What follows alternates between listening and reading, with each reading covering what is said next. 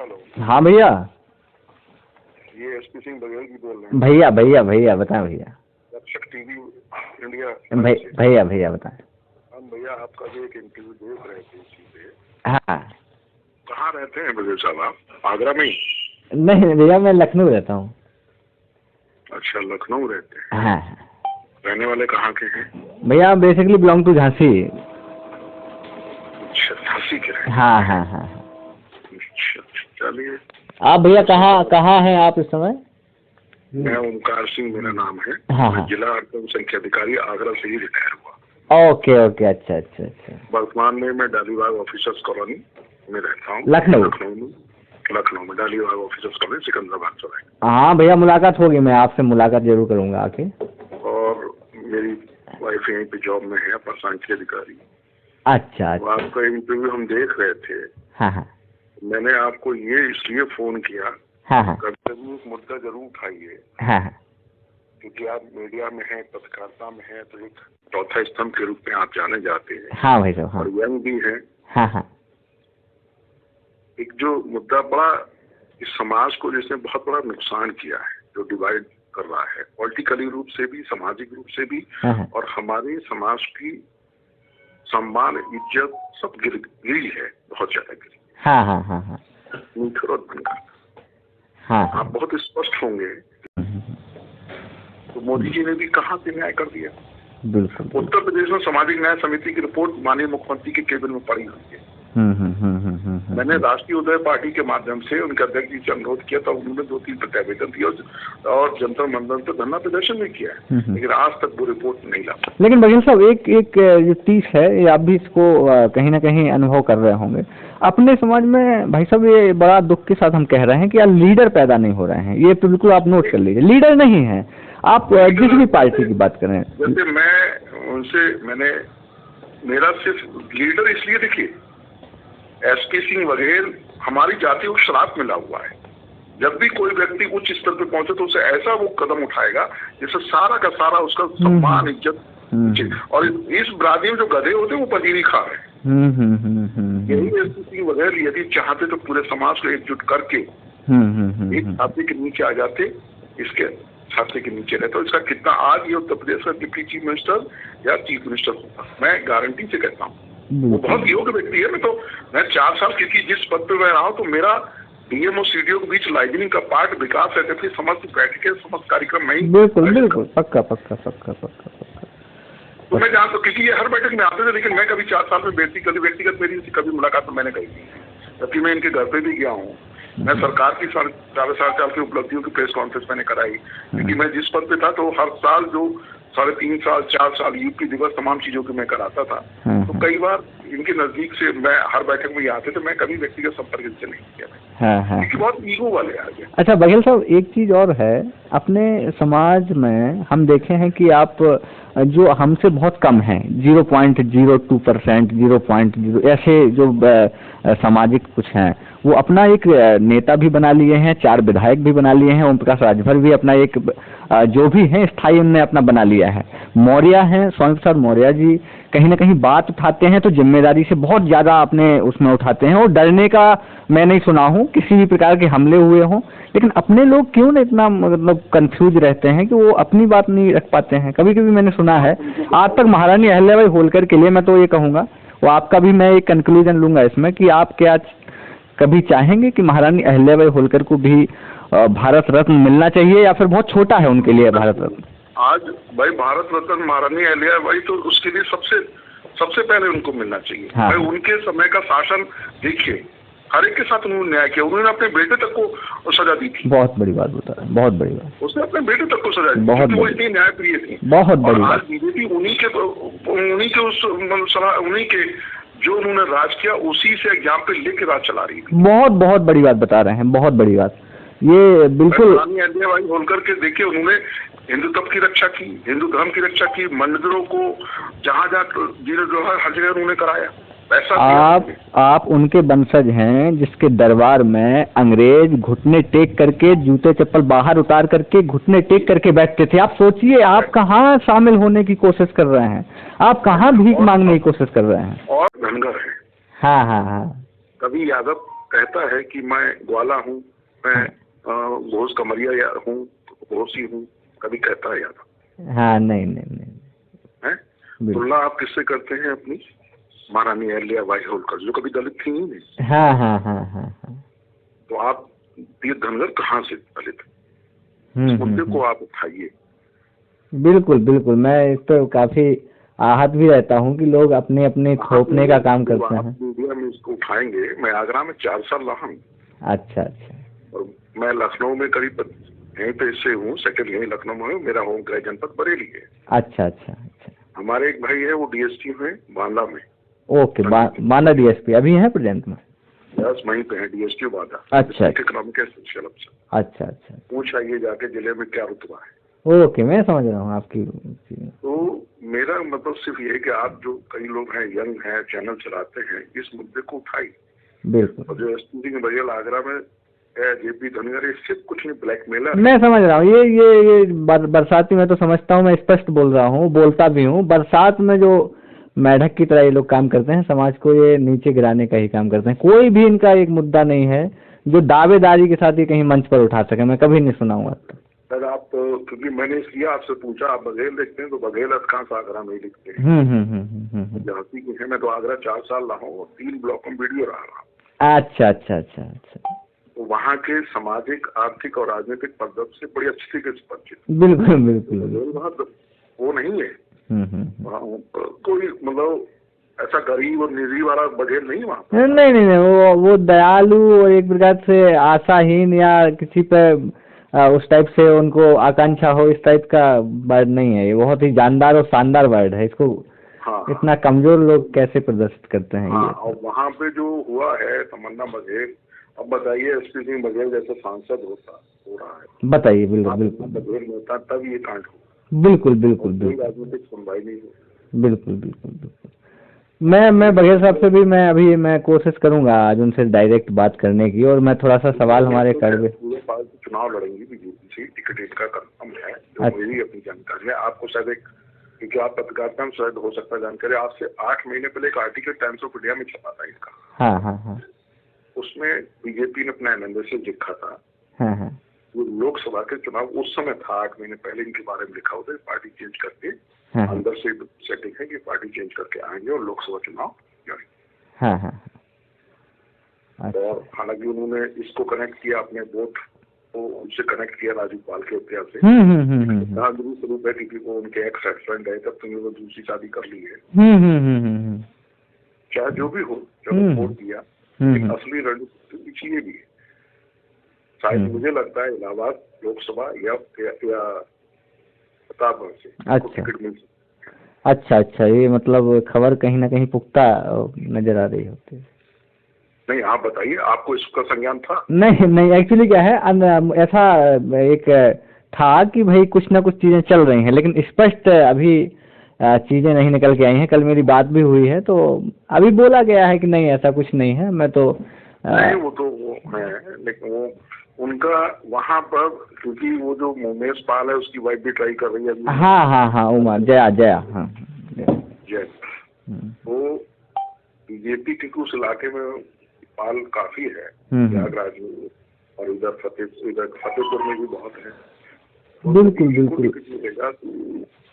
इससे इनको फायदा नहीं। अतीक का जो भाई साहब मैटर हुआ है, ये बहुत हाईलाइट इन लोगों को किया है वहाँ पर। एक ऐसे वो कल भी उन्होंने जिक्र किया है माननीय विधायक ने कि उनका जो दर्द था उसका निवारण योगी जी ने किया है। तो कहीं ना कहीं उनको एक भावनाएं उनकी, तो मैं 99% मानता हूँ कि ये उन्होंने दिया है। और एक श्रद्धांजलि उनको राजू पाल को उन्होंने दी। हाँ हाँ हाँ, क्योंकि वो उनके पति थे और फिर उन्होंने दूसरी शादी कर ली, जो भी उनकी, अब एक आदमी शादी कर ली दूसरी। हाँ, ये हरदोई जलानी तो लगता ही है कि यार ये मेरे से गलत हुआ, क्योंकि उस समय इतनी परपक नहीं थी जब उनकी शादी। उस समय डेथ हो गई तो तमाम लोगों ने अपने राजनीतिक चाटुकारिता, राजनीतिक उद्देश्य इसको मैनिपुलेट किया। और जो भी था, उनको भी एक सहारा चाहिए था। शादी ब्याह हो गया जैसा भी हुआ, खैर फिर उन्होंने श्रद्धांजलि दे दी, अच्छी बात है। तो वहाँ पर इनका एक समीकरण राजनीतिक ये बनेगा। लेकिन कुर्मी से इन्होंने शादी करी। हाँ हाँ हाँ, फूलपुर से भी मिल सकती। बिल्कुल बिल्कुल बिल्कुल। कुल मिला के ये है। चलिए बघेल साहब, मैं ये कह रहा था आपसे कि हमारी आपकी जो वार्ता है, क्या इसका कंक्लूजन हम विश्लेषण चला सकते हैं चैनल पे? देखिए यार, मैं रिटायर्ड पर्सन हूँ। हाँ ठीक है, मुझे कोई डर नहीं है और ना मैं ऐसी नहीं, एक मैसेज जाता है, क्योंकि आप एक प्रतिष्ठित व्यक्ति हैं और आप का एक मैसेज जाता है लोगों में, समझाने में आसानी होती है अगर आप कहें तो, नहीं तो कोई अदरवाइज ऐसी कोई बात चलाइए, उसमें कौन सी दिक्कत है। हाँ हाँ हाँ, क्योंकि हम लोग जो बात किए हैं, लेकिन मैं पूजा पाल जी से तो मेरा कोई मतलब नहीं, मैं तो आज तक कभी नहीं उनसे नहीं, मैं पर्सनली व्यक्तिगत जो समाज के मुद्दे पे हम लोगों ने बात की है, ये एक मैटर है जो आप चलाइए भाई साहब बेधड़क, और जितना हो मुझे बताइए। हाँ हाँ, मैं जितने लोगों को जानता हूँ, मैं क्योंकि मैं आपको एक और बता दूं, यदि 5 मिनट हमें समय। हाँ हाँ बताएं। वीडियो था फतेहाबाद में। हाँ हाँ, और राकेश धनगर वहाँ के ब्लॉक प्रमुख थे। ठीक है। और आप इमेजिन नहीं करेंगे कि वहाँ पर एक भी प्रधान अपनी बिरादरी का नहीं था। अच्छा, 1 या 2 बीडीसी मेंबर हो। अच्छा, तो मैं तो भाई इस मुद्दे से पहले तो मैं जब ब्लॉक जाके ज्वाइन किया तो क्योंकि सीडीओ थी मेरी जे रीवा। अच्छा अच्छा, सीडीओ साहब वहाँ वीडियो थी, जे रीवा साउथ की थी। उन्होंने कहा डीएसपी साहब, मैं आपको एक ब्लॉक बड़ा बिगड़ैल है, उसका चार्ज दे देती हूँ, आप उसको संभालिए। मैंने देख लिया, मैंने एनजी रवि कुमार डीएम थे आगरा, चार्ज मिला तो ये मिले। मैंने जाते ही सबसे पहले प्रधानों को मुख्य कर उनकी पुरानी कार्य निकलवा के जांचे वाँचे शुरू कर दी। तब ये वो धनगर साहब आए मेरे पास। अच्छा, और बहुत सज्जन व्यक्ति है राकेश धनगर की, नाइस पर्सन, मतलब ओके ओके, सीधे और कहीं कोई बेईमानी का दाग नहीं। अच्छा अच्छा, उस व्यक्ति ने ब्लॉक प्रमुख बनने के लिए कम से कम 1 करोड़ रुपया खर्च किया। अच्छा अच्छा, तो ऐसा बांट के अपना, क्योंकि वो एससी कोटे की सीट थी फतेहाबाद। हाँ हाँ बिल्कुल, हाँ हाँ। तो मैंने कहा आप कैसे भाई साहब, आप बताइए, आप धनगर का सर्टिफिकेट ले लिए तो पर्स और आप बन गए। मैंने उनको काफी चीजें कही, लेकिन वो व्यक्तिगत रूप से बहुत सज्जन व्यक्ति है। मैं 1 साल 18 दिन वीडियो वहाँ रहा उस ब्लॉक में। ओके ओके, हाँ, तो मैंने उनको कई बात से चर्चा, और परसों ही मेरी इस मुद्दे पर उनसे बात है। इनका सबका ये है कि ये परेशान है उस सर्टिफिकेट को लेके, क्योंकि गवर्नमेंट, आप देखिए मथुरा में, आगरा में तमाम इस पे आंदोलन चल रहा है। और आपका टूंडला का विधायक जो प्रेमपाल धनगर है, वो धनगर सर्टिफिकेट लेके ही वहां से हुआ सबसे सीट से। तभी उसने विधानसभा माननीय मुख्यमंत्री से मांग की कि मुझे धनगर का सर्टिफिकेट क्यों नहीं जारी कर रहे हैं आप। बिल्कुल कभी नहीं, बिल्कुल, क्योंकि वो कागजों पर वो आदेश सरकार ने जरूर जारी किए हैं, वो त्रुटिपूर्ण है, और गवर्नमेंट ने उससे एफिडेविट एक लगा रखा है इसके विपरीत इन पे। अच्छा, और कोई भी, आप बताइए, आपका सांसद कभी मांग किया हो? मथुरा में आज भी लोग आंदोलनरत हैं सर्टिफिकेट के लिए। हाँ हाँ बिल्कुल, तो कितना बड़ा दुर्भाग्य है, आप बताइए हमारा, बिल्कुल, हमारे राज्य। और इन सब के पीछे मोटो क्या है उस इलाके में? मोटो एक ही है कि सुरक्षित सीटों पे हम अपने आप को राजनीतिक रूप से स्थापित कर सके।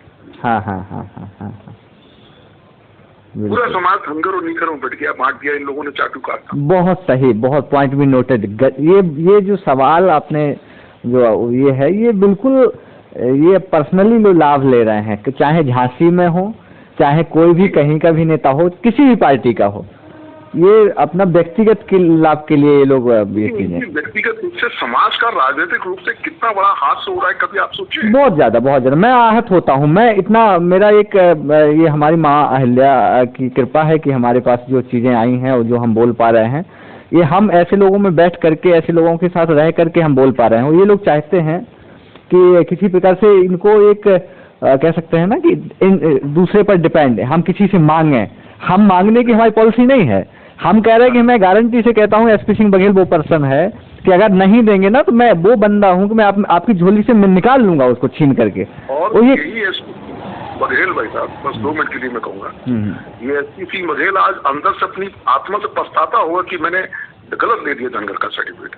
अगर ये बंदा ओबीसी से, जैसे पहले सांसद था, ओबीसी सांसद होते या विधायक होते तो भाई साहब इसकी छवि की योग छवि इनको बांट करके इनको एक प्रकार से कमजोर, हम तो ये समझते हैं कि कमजोर। आप ये बताइए चाहे बीजेपी छोड़ा तो ईडी सीडी लगा के बीजेपी इनको सही कर दे। पक्का। हम, आप ये बताइए, हमारे जो भारत के यशस्वी कहेंगे प्रधानमंत्री नरेंद्र मोदी जी हमेशा ओबीसी एक कहते हैं कि हम ये इसको लेकर के चलते हैं, तो कितना बड़ा ये ताकत दिखाने की कोशिश वहाँ पर कर रहे हैं। और बघेल साहब को मैं पर्सनली बोलूंगा कि जो उनको जो भी लगा है वो अपनी सीट सुरक्षित रखते हो जो भी है, लेकिन आप एक कोने में सिमटते हुए आप नजर आ रहे हैं आगे चल के इन केस इनको अभी इसका परिणाम मिलेगा। अभी ईश्वरीय न्याय ये होगा। देखिए अभी विधानसभा लोकसभा चुनाव आपके सामने ही है, आप कवरेज करेंगे। राकेश बघेल वहाँ घुस गए हैं आगरा में, समाजवादी पार्टी में शामिल हो गए। ठीक, राकेश धनगर भी समाजवादी पार्टी में है। तो टिकट मिलेगा। राकेश धनगर टिकट के लिए गए 99% में शुरू आगरा सूची। बिल्कुल बिल्कुल, इस समय तो जो भी जाएगा वो पक्का डीलिंग है। इसके अलावा बीजेपी से एक और चर्चा चलती, आगरा कैंट से विधायक है TS धर्मेश। अच्छा, उसका नाम आगरा सबसे सीट पे तैयारी में। SP सिंह बघेल को वहां से या तो शिफ्ट करेंगे ये इटावा, अच्छा, या हाथरस, या 99% फिरोजाबाद। अच्छा। और इस साल इतना आसान नहीं भी चुनाव। तो दोनों बघेलों को अगर सामने सामने लड़ाएंगे तो ये तो बड़ा एक समाज को क्षति होगी। इस जाति का सबसे बड़ा दुर्भाग्य तो यही रहा है। इस जाति को श्राप मिला हुआ है कि इस जाति का अपमानित और बेइज्जत अगर किसी ने किया है तो हम ही लोगों ने किया है। अहिल्याबाई होलकर की अगर आत्मा कहीं होगी इस पृथ्वी पे, वो भी सोचती हो कि मेरे जो थे समाज के लोगों ने कितना गंदा काम। बघेल साहब अहिल्याबाई होलकर जो करके चली गई है ना, 12 ज्योतिर्लिंगों का निर्माण करा के चली गई हैं, जो आज वहाँ पर मैं तो कहता हूँ कि आप लोग अगर सम्मान नहीं देना चाहते हैं, आप हमें मत दीजिए, महारानी अहिल्याबाई को तो दीजिए, जिसने आपको आपके घर चलाने के लिए, आपके जीवन यापन के लिए अपना पूरा जो राजकोष था उसका 90% उसका धन आपके मंदिरों में लगा दिया है, और महादेव उनके आराध्य थे। तो कम से कम उनको सम्मान, कहीं कहीं हम घटनाएं जब देखते हैं तो उनकी मूर्ति नहीं लगने दे रहे हैं आप उनको। हाँ ठीक है, मोदी जी ने सम्मान किया है, उनका कॉरिडोर बनवाया है बनारस में, और राम। चाहूंगा देखिए एक मुद्दे पे और आपका ध्यान आकर्षित करूंगा। मोदी जी कहते हैं मैं OBC का प्रधानमंत्री। हाँ। पूरा बीजेपी ने, RSS ने भी प्लान के अकॉर्डिंग इन सबको किया है। हाँ।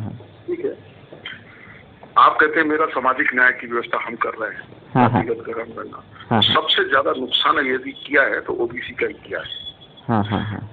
केंद्र में आरक्षण के अंदर आरक्षण की व्यवस्था को लागू करने के लिए उन्होंने आयोग एक गठित किया था। इसकी रिपोर्ट 31 जुलाई 2023 को राष्ट्रपति के सम्मुख प्रस्तुत की गई है, और आज तक उन्होंने वो रिपोर्ट लागू नहीं करी है, और हमसे और कपूरी ठाकुर को भारत रत्न दे दिया है भाई। तो कहाँ से आपने उनके विचारों को सम्मान दिया? केवल प्रत्यात्मक रूप में दिखा दिया कि हमने एक भारत रत्न देने से आम आदमी को न्याय मिल जाएगा क्या?